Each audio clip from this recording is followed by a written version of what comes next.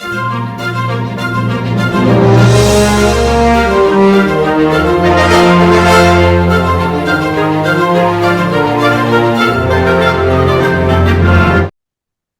awesome. What has your pageantry contesting been like? Oh my gosh, it's been a journey, a wonderful, wonderful journey.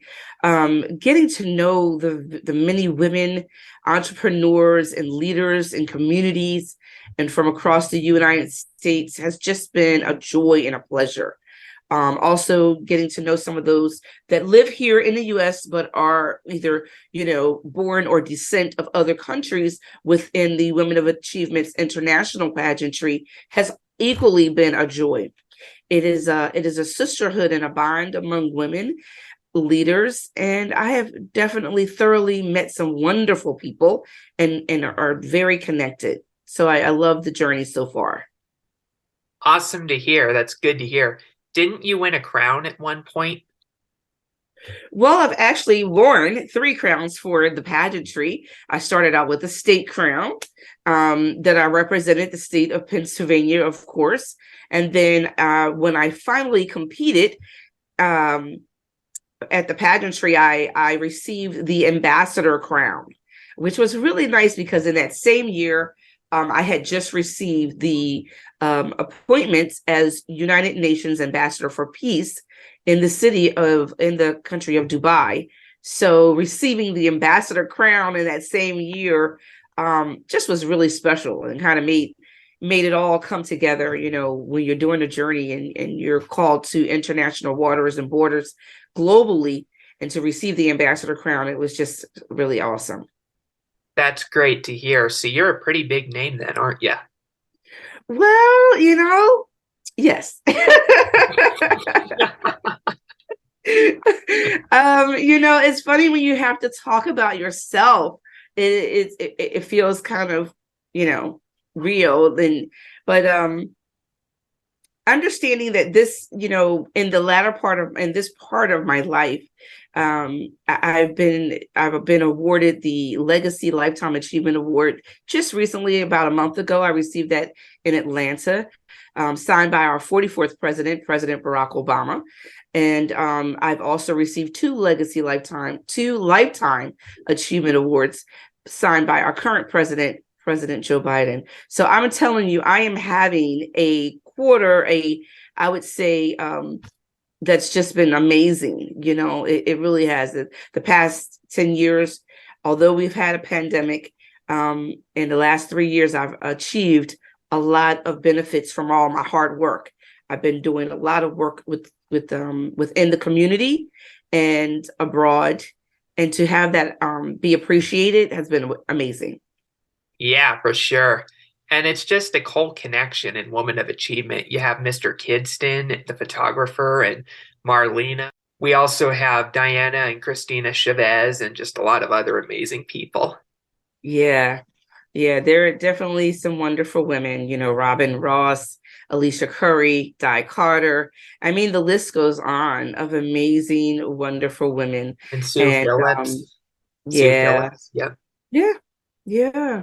So I love the connection of the women, and I love the camaraderie amongst us, and the sisterhood. Like I said, it's being a part of an organization and a sisterhood. It just makes everything so much nicer. Yeah, for sure. It's definitely true. So, what struggles did you overcome with?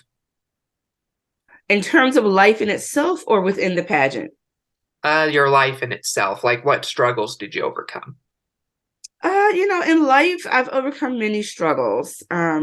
Being the oldest sibling and the oldest child to my parents and grandparents, oldest granddaughter and the oldest daughter, and between my parents, there comes a lot of responsibility. I had two brothers and a sister from my mom, and being the eldest and of the youngest child, my brother, who's currently deceased now, but I was 20 years older than him. So with that came a lot of responsibility. and challenges within itself. I also overcame a challenge of being bullied in school just because I was different, I was unique, and so when kids don't understand you, it puts they themselves have fear of the unknown because they don't quite understand you. But I learned to accept myself for who I was and am, and I learned to love me more. And so I realized that, everyone's not going to like you, and it's okay. Because as long as you love you, you can get through anything.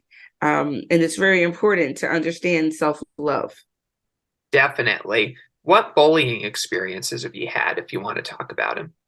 Oh, sure. I do talk about that in one of my books that I did, as a matter of fact. And as a child, I had a very unique name. As you know, it's Nephetina.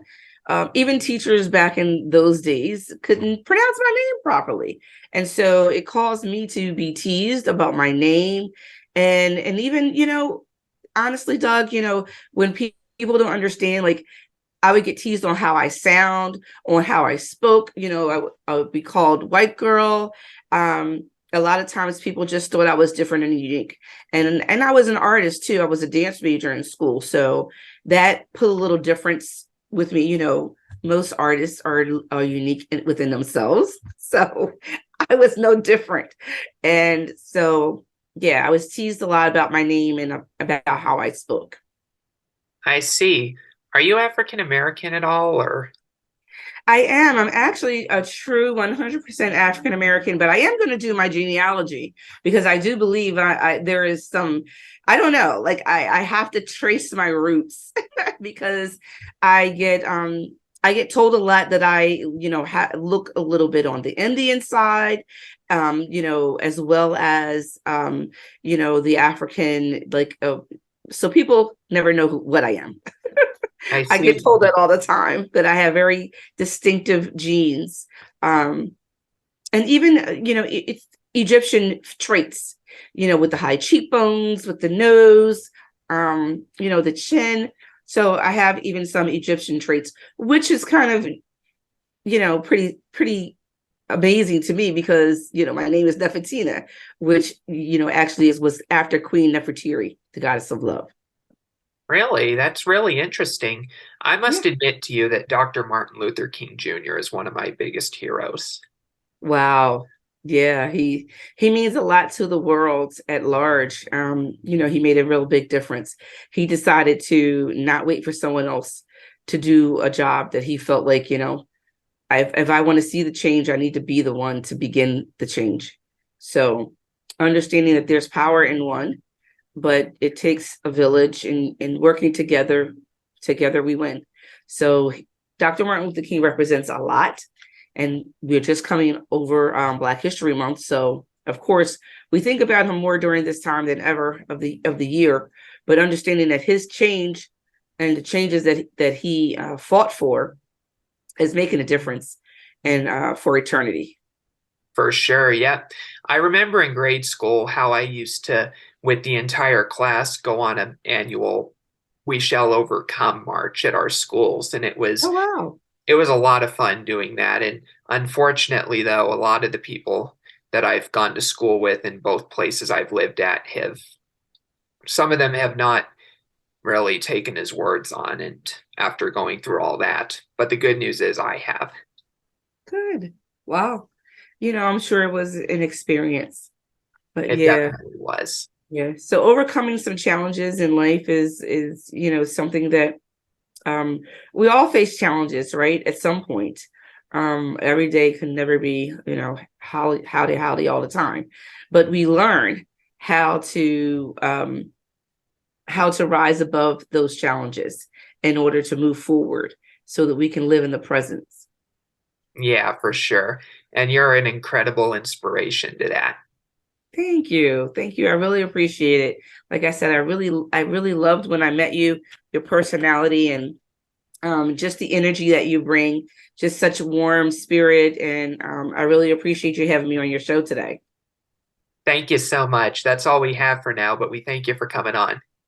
You're very welcome. You have a wonderful day, and I look forward to seeing you at the next pageant, hopefully.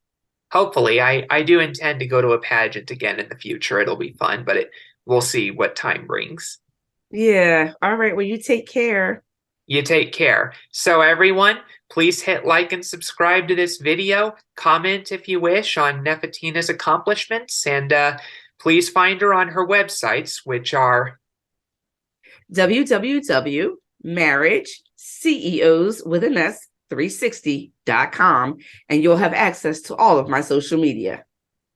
thank you very much. So please You're check her out, welcome. and we'll see you next week for the next episode of RNU.